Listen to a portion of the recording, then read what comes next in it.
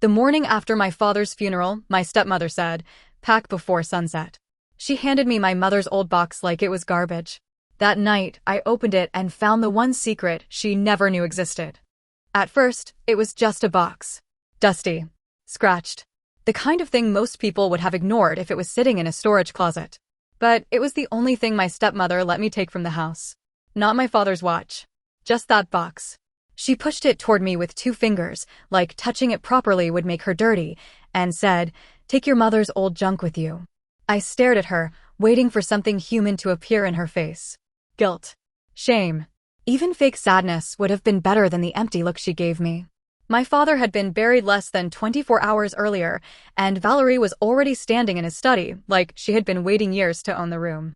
I was still wearing the black dress from the funeral because I had not found the strength to change. My eyes were swollen. My throat hurt. The whole house still smelled like flowers. Too many flowers. White lilies on the dining table. Roses on the kitchen counter.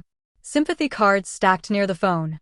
Every room felt like someone had tried to decorate grief until it looked polite. I kept expecting my dad to come around the corner and say, "Tess, breathe." That was what he always said when I panicked. Breathe. But Elliot, my father, was gone. And Valerie was not grieving. She was organizing. She had spent the morning making calls, opening envelopes, moving things from one drawer to another. At one point, I heard her in the hallway telling someone, "We're just trying to move forward as a family." As a family. That was always her favorite trick. She said the word like it included me, but everything she did made sure I knew it didn't. My dad was not perfect. I won't pretend he was. He avoided conflict. He trusted people who knew exactly how to use that trust. He wanted peace so badly that he confused silence for happiness. But he loved me. That is the part ones still hold on to. He warmed up my car before school when it snowed. He saved the first pancake for me because he knew I liked the burnt edges.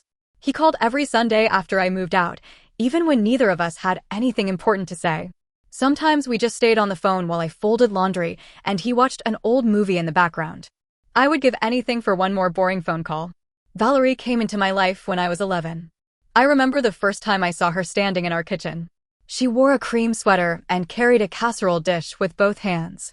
Her smile was soft, but her eyes moved around the room like she was already measuring what belonged to her. She had 2 children with her, Brett and Paige. Brett was younger than me, quiet at first, always looking at Valerie before answering anyone. Paige was smaller, with shiny shoes and perfect curls. My dad seemed nervous that night. Too cheerful. He kept asking if everyone had enough to eat. After they left, he sat beside me on the couch and said there was something I needed to understand. He told me Valerie had been part of his life during a very dark time after my mother died. He said things had been complicated. He said Valerie had been scared and only recently told him that Brett and Paige were his children. I was 11. I didn't know what questions to ask. I just said, "So they're my brother and sister?" My dad's eyes filled with tears. He said, "I think they are, sweetheart." That was enough for me because it was enough for him. He wanted to believe it so badly. My mother, Hannah, died when I was little. I don't have many clear memories of her, only pieces. Her humming in the laundry room. Her hand rubbing circles on my back. A small wooden jewelry box on her dresser that I was never allowed to touch. After she died, my dad became both parents. He packed lunches badly. He tried to braid my hair and gave up after making knots.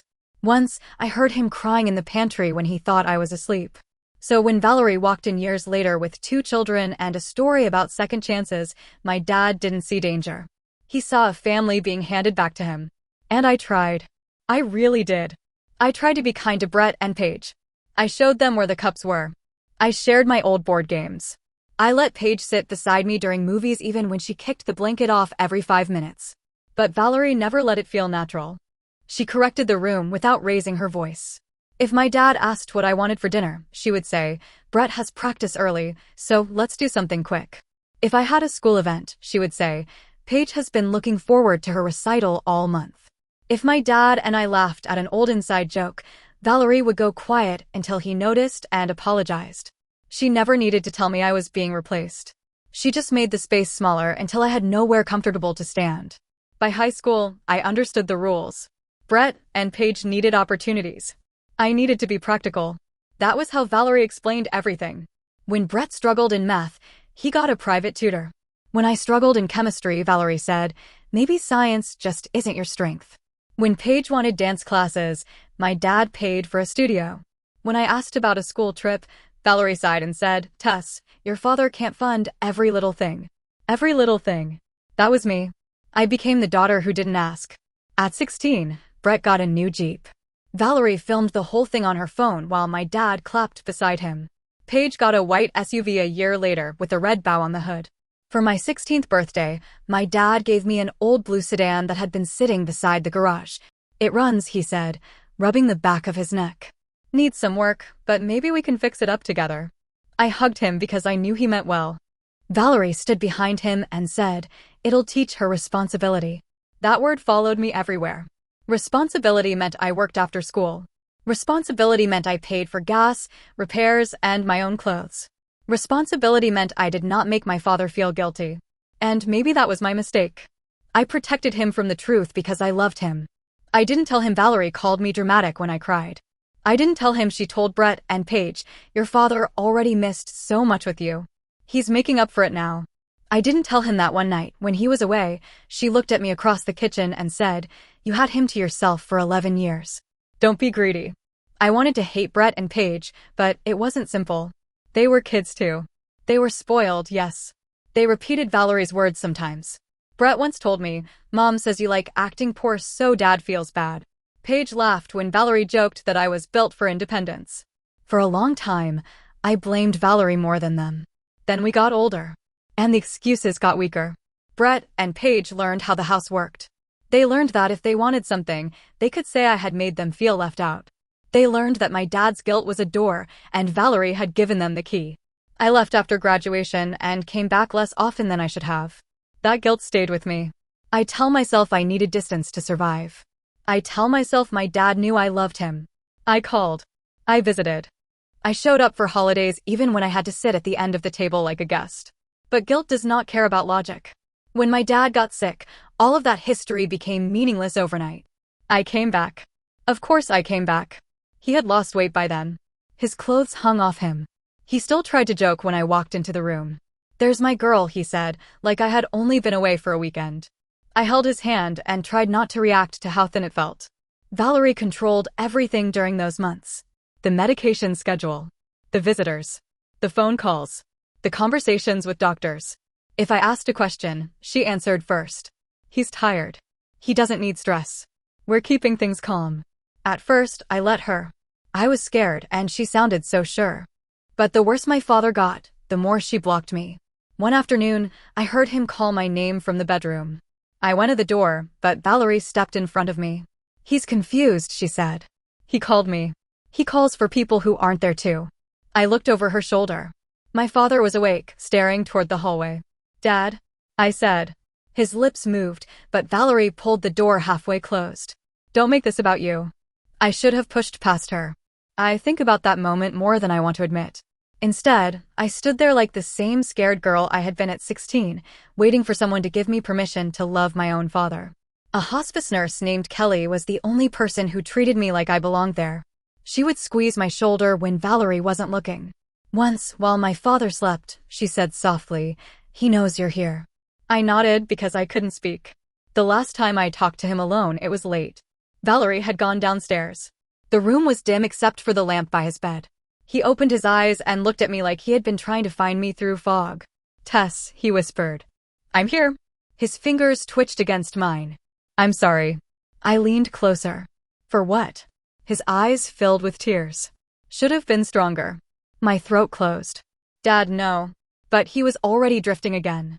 Those were the last clear words he ever said to me. After the funeral, I thought those words were about Valerie. Later, I wondered if they were about something much bigger. The morning after we buried him, Valerie called me into his study. I had not been in that room since before he got too sick to sit at his desk. It smelled like leather, old books, and the faint cedar scent he liked. His reading glasses were still beside the lamp. That broke me more than the coffin did. The glasses. Such a small, ordinary thing. Like he had only stepped out for coffee and would come back any minute to put them on. Valerie sat in his chair. That was the first thing I noticed. Not beside the desk. Not across from me. In his chair. She had a folder in front of her and a calm expression on her face. "Sit down," she said. I stayed standing. What is this? She opened the folder and slid a document across the desk. The updated will. My stomach turned. Updated when? 3 weeks ago. 3 weeks ago, my father could barely stay awake. 3 weeks ago, he needed help drinking water. 3 weeks ago, Valerie was telling everyone he was too weak for difficult conversations. I looked at the signature at the bottom. It looked like his name, but shaky. Uneven. Like his hand had been guided by pain and medication. The words blurred as I read. The house. The accounts. The personal property. Everything went to Valerie, Brett, and Paige. Nothing went to me. Not money. Not keepsakes. Not even a note. I looked up at her. This isn't right. Valerie folded her hands. It is. He would never cut me out. Her face did not change. Your father made his choice. No. He was sick. He was lucid enough. I gripped the edge of the desk because the room felt like it was tilting. Valerie, please. I don't care about the money. I just want some of his things. That was true in that moment. I was not thinking about assets. I was thinking about his sweater. His watch. The little bird on the desk. The coffee mug with the cracked handle he refused to throw away. Valerie leaned back. You need to understand something. Elliot finally realized who his real family was. I stared at her. The sentence went through me slowly. My dad was my family. She gave a small shrug. You've always been independent. There it was again. The word she used whenever she wanted to make neglect sound like praise. Then she said, I need you out before sunset. I thought I misheard her. What? This is my home now. It will be easier for everyone if you don't drag this out. My father died yesterday. And we are all grieving. No, you're not. That was the first sharp thing I said to her. Her eyes hardened. Careful. I laughed once, but there was no humor in it. Careful? You're kicking me out of my childhood home the day after my father's funeral. She stood. You haven't lived here full-time in years. Don't be dramatic. I asked if I could go through his closet. She said no. I asked for one jacket. No. His watch. No. The wooden bird on his desk. She picked it up, looked at it, then placed it inside her drawer. No. I don't remember crying until she brought out my mother's jewelry box. It had been shoved into the back of a storage cabinet. I recognized it immediately, even under the dust. Dark wood. Tiny brass latch. A faded flower carved into the lid.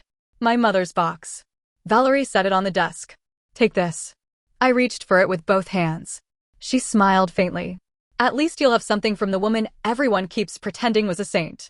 I looked at her then, really looked at her, and felt something inside me go very still. I didn't yell. I didn't beg again. I picked up the box. Then I packed what I could fit into my car. Lena met me outside the apartment I rented that same night. She carried 2 bags upstairs without asking questions.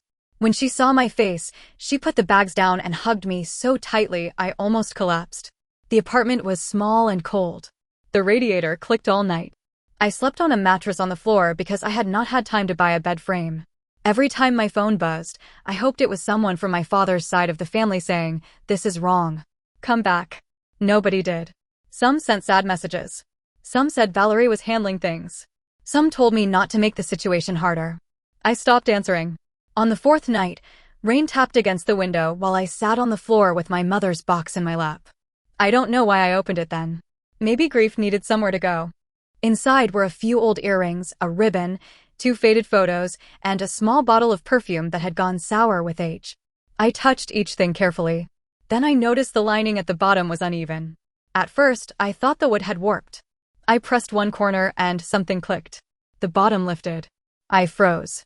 Underneath was a thin folder wrapped in old tissue paper. My hands started shaking before I even opened it.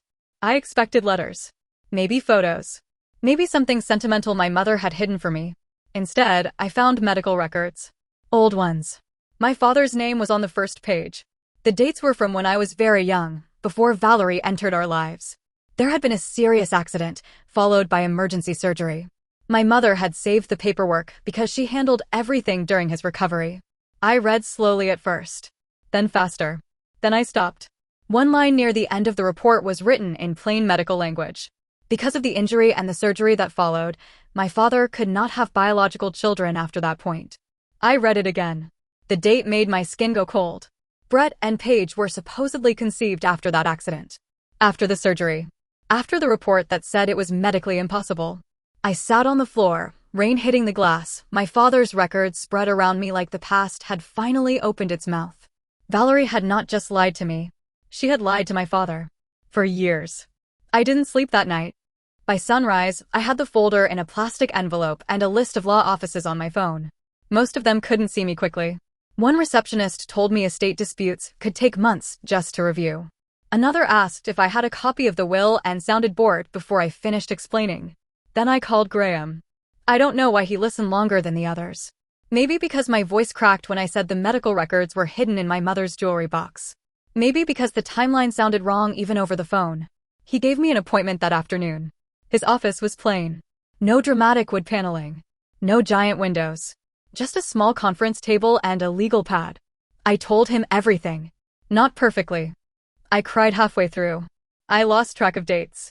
I had to stop twice because saying my father's name out loud made my chest tighten. Graham didn't rush me. When I finished, he read the records, then the photo I had taken of the will before Valerie made me leave. His expression changed when he looked through the old trust documents attached to one of my father's financial statements. I had almost ignored them. They looked like the kind of paperwork people keep because they might need it someday and never do. Graham read the same section 3 times. Then he looked up. Tess, the will may not control the main assets. I wiped my face. What does that mean?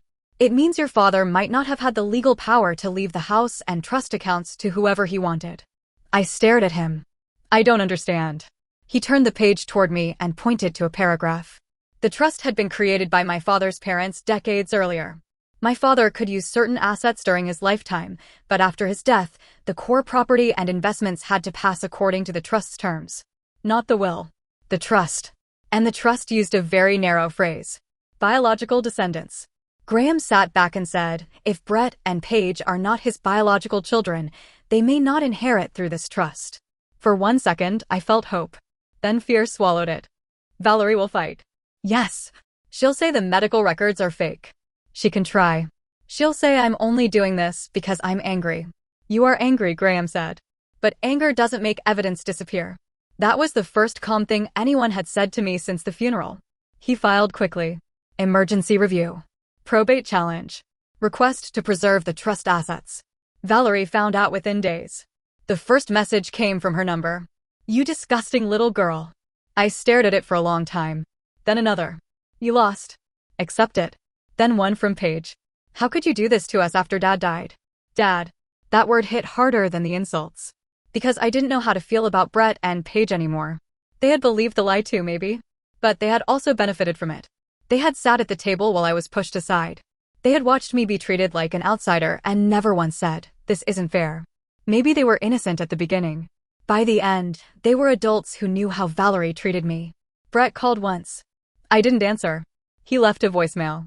Tess, whatever Mom did, don't punish us. He raised us. He was our father too. I listened to that voicemail 3 times.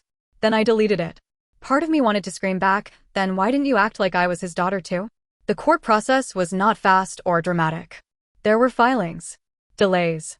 Angry letters. Valerie's attorney argued that my father had accepted Brett and Paige as his children, and that should be enough. Graham kept coming back to the trust language. The trust did not say children he loved. It did not say children he raised. It said biological descendants. Then came the medical records. Valerie claimed they were being misunderstood. Her attorney suggested the old injury did not prove anything. Graham requested independent confirmation from the hospital records and from samples preserved during my father's treatment. I hated that part. I hated the idea of my father's blood being used in a legal fight after he was gone. It felt cold. Invasive. Like even death had not earned him peace. But Valerie had built the lie on his name, his grief, and his trust. The truth had to come from somewhere. The judge ordered DNA testing. For weeks, everything hung in the air. Valerie kept living in the house. She kept posting online. She posted a photo of my father's favorite chair with a caption about healing in the home they built together. The home they built together. I almost threw my phone across the room. Then the results came in. Graham called me first. His voice was careful. Tess, are you sitting down? My heart started pounding. Yes. The results confirm Brett and Paige are not biologically related to your father. I closed my eyes. For a second, I didn't feel victory. I felt grief all over again. A new kind. Because this meant my father had died believing a lie. It meant every sacrifice, every awkward apology, every time he chose peace over me, had been shaped by a manipulation he never fully saw. I asked Graham, what happens now? He said, now the court decides what Valerie's deception does to her claim. The final hearing happened in early December. Valerie came dressed like a grieving widow. Black dress, pearl earrings, tissue in hand. Brett and Paige sat behind her. Paige cried quietly. Brett stared at the floor. I sat beside Graham and tried to keep my breathing steady. The judge went through the timeline. The accident. The medical records. The trust language. The DNA results. The updated will signed while my father was severely ill. Valerie's attorney argued that removing her from the home would be cruel. He said she had devoted years to my father. He said Brett and Paige had known no other father. He said the court should consider emotional reality, not just biology. When it was Graham's turn, he did not attack them. He simply laid out the facts. The trust assets were never Valerie's to take. The will could not override the trust. The biological claim used to secure Brett and Paige's position had been false. And Valerie had repeated that claim for years. When the judge ruled, the room felt airless. The trust assets reverted to me as my father's only confirmed biological descendant. Valerie had no ownership claim to the house. The court gave her a short period to vacate voluntarily. If she refused, enforcement could proceed. I should have felt relief. Instead, I walked outside and sat on the courthouse steps until my hands stopped shaking. Valerie did not leave. She sent messages through family members saying she was appealing, even when Graham told me there was no active order stopping enforcement. She told people I was trying to make her homeless. She told relatives I had turned my father's death into a money grab. My Aunt Elaine called me 3 times in one day.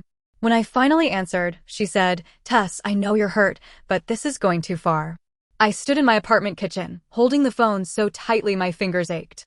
Too Far was kicking me out the day after the funeral. She shouldn't have done that. But, Elaine sighed. But Christmas is coming. Brett and Paige are devastated. Your father loved them. I closed my eyes. My father was lied to. They didn't know that. They knew how I was treated. Silence. Then she said, you don't want this on your conscience. That sentence stayed with me. Not because I agreed. Because I wondered why my conscience was the only one anyone cared about. My Uncle Martin was gentler. He said Valerie deserved consequences, but asked if I could wait until after the holidays. I almost did. That is the truth. I almost told Graham to give her more time. Then Lena came over one night and found me sitting on the floor beside a half-packed box of my father's old papers. She didn't tell me what to do. She just asked, if you wait, is it because you want to be kind? Or because they trained you to feel guilty for standing up for yourself? I hated how quickly that question found the answer. Valerie had been given notice. She had been given a chance to leave quietly. She refused because she still believed she could shame me into backing down. Then I learned about the Christmas Eve dinner. She wasn't just staying in the house. She was hosting. A charity dinner, she called it. A new chapter. A night of gratitude. She had invited neighbors, family friends, and people who had always admired the version of herself she performed in public. Someone forwarded me the invitation. There was a photo of my father's house covered in lights. My father's house. My childhood home. The place she told me I no longer belonged. I stared at the invitation until my vision blurred. Then I called Graham. I didn't ask if we could do it. I asked when the writ could be enforced. He was quiet for a moment.